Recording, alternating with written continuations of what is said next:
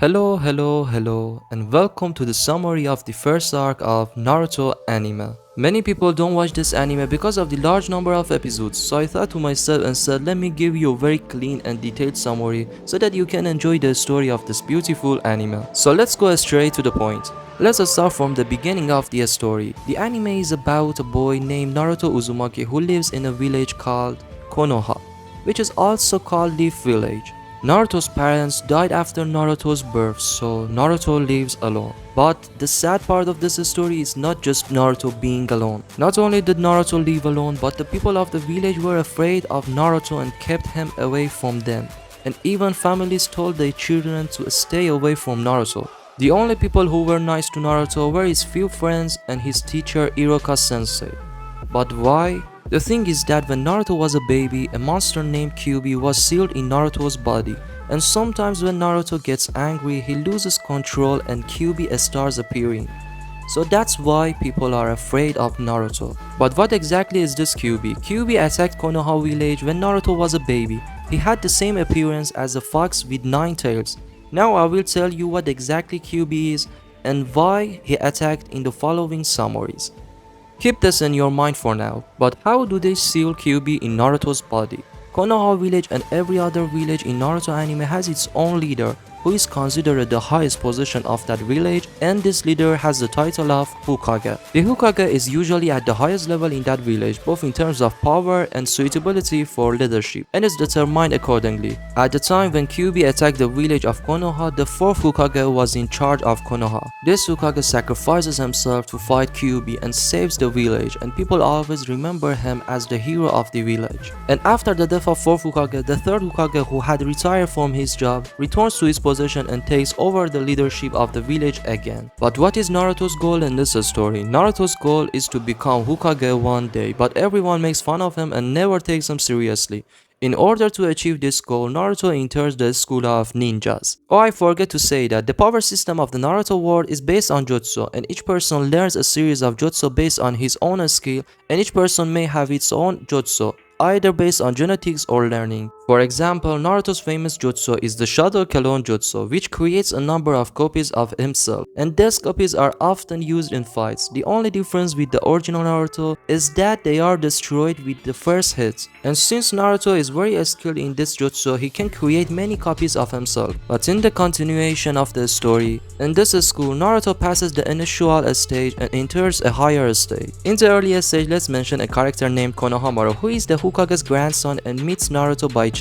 He is a few years younger than Naruto. He teaches her the name of the sexy jutsu, which is so funny. Let's move on. And the next stage, which is the formation of the team. These teams are formed randomly and based on the abilities, and Naruto enters the team of 7. The coach and teacher of Team 7 is a character named Kakashi, and the members of Team 7 are Naruto, Sasuke, and Sakura. And the interesting thing about this team formation is that Sasuke and Naruto are exactly opposite characters and hate each other. Of course, I might say that Sasuke hates almost everyone. Naruto is an extrovert and loud character who is not liked by the most of the children in the class and is not popular among the girls in the class either. And on the contrary, Sasuke is an introverted but arrogant character who is very popular among the girls in the class. These two characters had a lot in common during their school, and the interesting part of this story is that now they have to accept each other as a group. But meanwhile, what is Sakura exactly doing?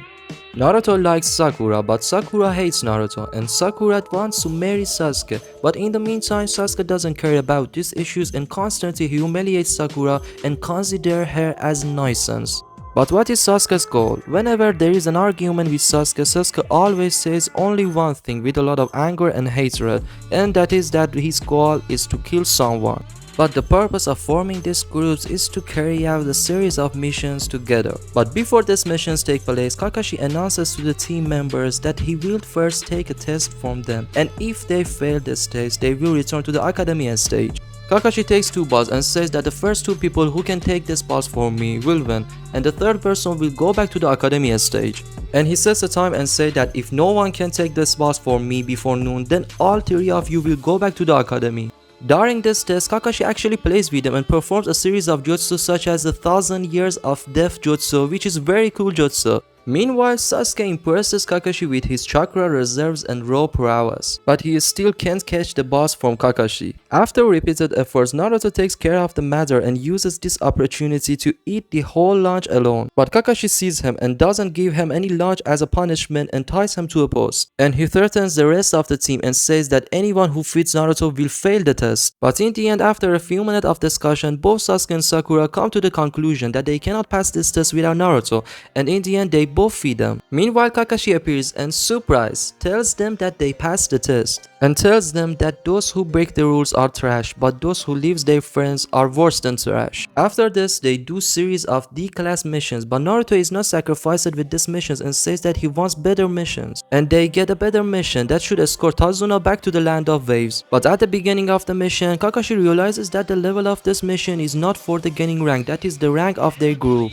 and it has a higher level. But finally, with Tazuna's explanation, he decides to complete this mission. A little further, Team 7 confronted the character named Zabuza, that Kakashi decides to face Zabuza alone. And in the meantime, he takes off his eye mask and uses the Sharingan, which seems that Zabuza and Sasuke know about the Sharingan. And the reason why Kakashi wore a mask over his eye was to hide the Sharingan, because he could not deactivate the Sharingan.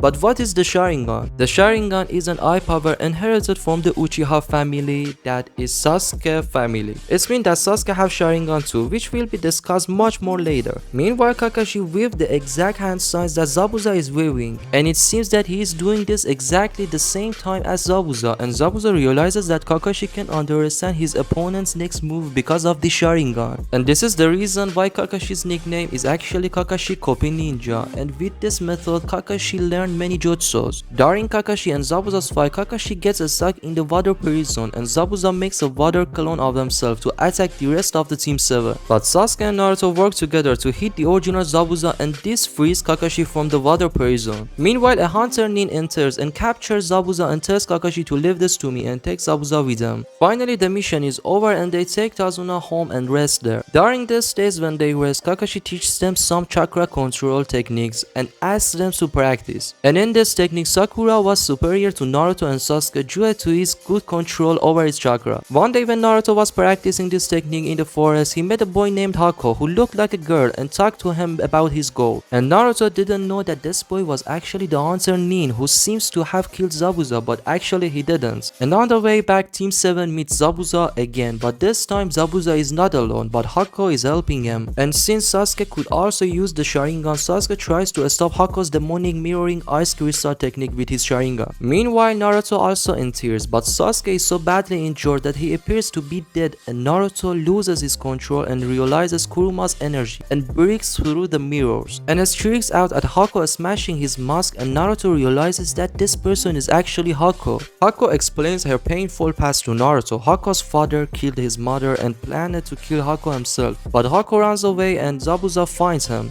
and raises him and uses him as a tool. And this was the reason for Hako's sincere loyalty to Zabuza. While Kakashi was fighting with Zabuza, Kakashi defeats Zabuza and wanted to kill Zabuza with his last move, but meanwhile Hako rushes over and steps between them and takes the shot for Zabuza, and he sacrifices himself and dies. And Zabuza gets angry and starts attacking Kakashi again until his arm is injured. Gato's man showed up. Gato intended to kill Zabuza. Gato kicks Hako's dead body, causing Zabuza to become enraged and kill Gato and his man. Finally, because of the severity of the wound, Zabuza dies next to Hako. Finally, Team 7 returns to the village and prepares for the next arc, which is Chunin exam. If you enjoyed this summary, then subscribe because soon I will give you the summary of the next arcs. Thanks for watching.